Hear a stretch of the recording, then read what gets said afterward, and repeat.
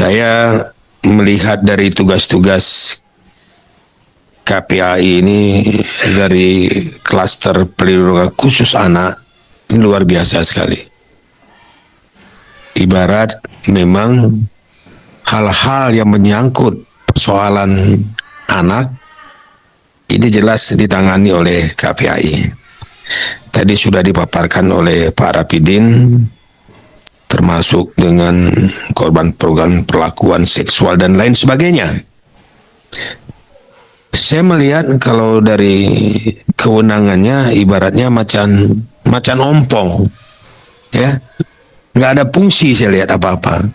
Dibandingkan dengan LPSK. LPSK ini kemarin ada kejadian seorang guru memperkosa muridnya dan menggauli anaknya di Berandan. Ini LPSK menangani secara khusus. Harusnya ini adalah tugas KPAI sebenarnya. Mereka diberi hak prosedural.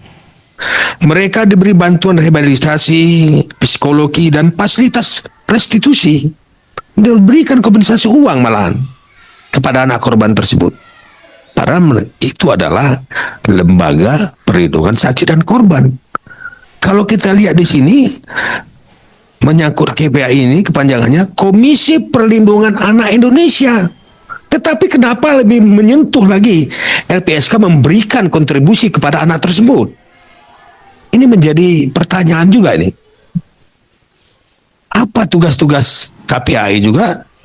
Saya juga di daerah tidak ada menyentuh kok dengan masyarakat yang menjadi korban terkhusus untuk anak-anak.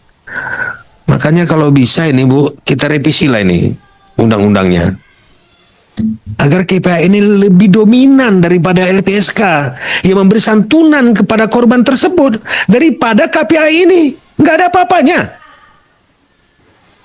Jadi kita jangan menuntut terlalu besar kalau memang ini tidak kita revisi. Ini dari kunci dari segala-galanya.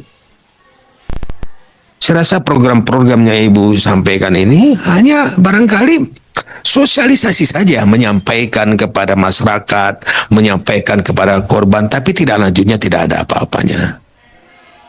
Mungkin itu pimpinan yang dapat saya sampaikan. Terima kasih. Assalamualaikum warahmatullahi wabarakatuh. Baik, lanjut kita dari sisi kiri saya, Bu Meti, kami persilahkan.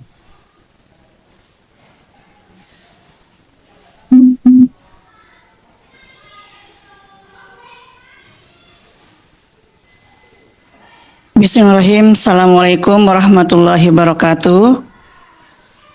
Terima kasih pimpinan dan selamat pagi Ibu KPAI bersama dengan para perlindungan anak. Alhamdulillah siang ini kita bertemu sama-sama untuk membahas mengenai KPAI ya, dan ini pimpinan kesempatan bagi kami ya untuk, kalau tadi curhat, saya sekarang ingin memberikan data dan informasi ya. Baru saja saya menerima juga berita mengenai anak yang masih SMA tertangkap Densus 88 karena terkena teroris ya. Ini sangat menyedihkan sekali ya. Dan harapan adanya KPAI ini tentunya bagi legislator perempuan itu merupakan harapan besar. Kalau tadi di pemaparannya sangat excited bagi saya ya mengenai KPAI dengan program-programnya, walaupun dengan tantangan anggaran yang cukup minim ya. Harapan kami ya, KPAI ini dengan program-programnya tadi sudah disampaikan, adanya daycare, panti asuhan, pondok pesantren dan sebagainya. Tetapi Bu, saya belum melihat cakupannya secara luas di wilayah-wilayah yang ada di wilayah timur khususnya. Nah, ini KPAI sebagai lembaga independen yang bertugas mengawasi pelaksanaan perlindungan pemenuhan hak selalu saya mendengar dan menerima pengaduan begitu banyak ya. Di antaranya 2057 kasus dan sepanjang tahun 2024 ini kasus ya yang paling banyak itu mencakup kekerasan seksual ya. Ini ada beberapa yang ingin saya soroti Pak Ketua. Mungkin yang pertama mengenai kekerasan terhadap anak ya.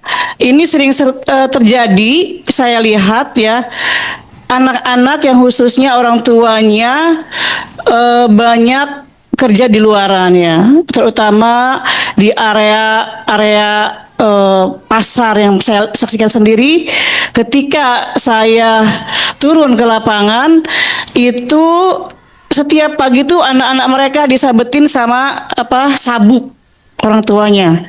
Kenapa tidak mau sekolah gitu. Jadi dengan harapan saya dengan peristiwa seperti itu butuh KPAI untuk bekerja sama dengan pemberdayaan perempuan, karena hadirnya KPAI ini tentunya bagi perempuan-perempuan di Indonesia cukup harapan besar ya, terutama tadi ya perlindungan anak. Dan saya juga mendapatkan berita lagi yang menyedihkan ya, ada anak yang sekolah SMA ya, itu pertama kerja sebagai di mengolah kecantikan, ternyata digiring lagi ke Kamboja dan akhirnya di sana dipaksa untuk untuk mengoperasi judi online ya.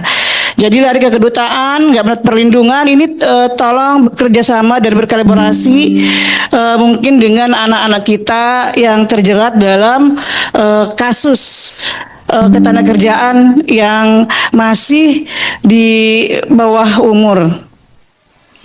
Kemudian yang kedua, nah kelembagaan dan kewenangan tadi ya, KPAI sebagai lembaga non struktural, KPAI memiliki keterbatasan tadi yang disebutkan ya, karena kurangnya eksekusi dalam anggaran, sehingga saran dari saya Ibu KPAI ya, ini jangan mempengaruhi efektivitas pengawasan dalam advokasi gitu kan, karena harapan besar pasti ada di pundak ibu-ibu ini, sebagaimana bahwasanya anak itu adalah madrasatul umat, jadi sekolahnya untuk umat, untuk ke depan kebaikan bagi bangsa agama kita.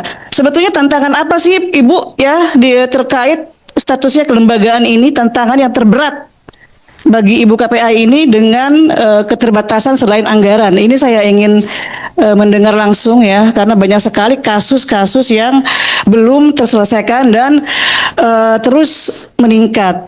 Kemudian yang ketiga, sinergi tadi yang disampaikan mengenai kolaborasi dengan lembaga terkait ya.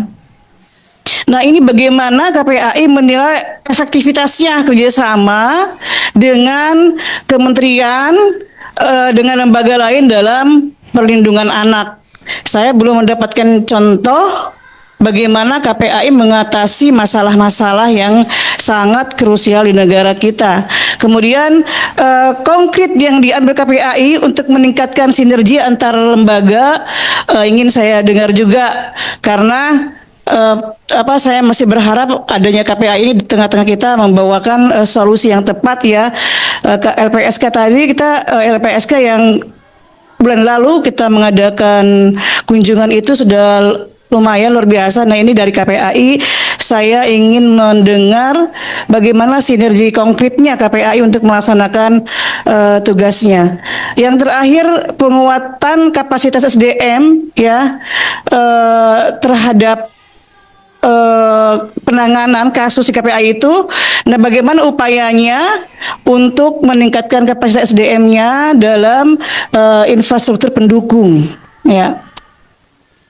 Nah, yang terakhir Pak Ketua, KPAI dalam memastikan bahwa setiap kasus yang diterima itu dapat ditangani secara efisien dan efektif ya, karena mungkin nanti apabila terlihat hasil dari KPI ini untuk mengatasi dengan cepat dan cermat dalam permasalahan, bisa saja dari kita bersinergi dari Komisi 13 untuk boleh untuk menambahkan anggaran seperti itu Pak Ketua. Iya, karena saya sangat berharap KPI ini merupakan lembaga yang menjadi payung perlindungan khusus terhadap anak-anak kita ya. Terima kasih pimpinan. Assalamualaikum warahmatullahi wabarakatuh.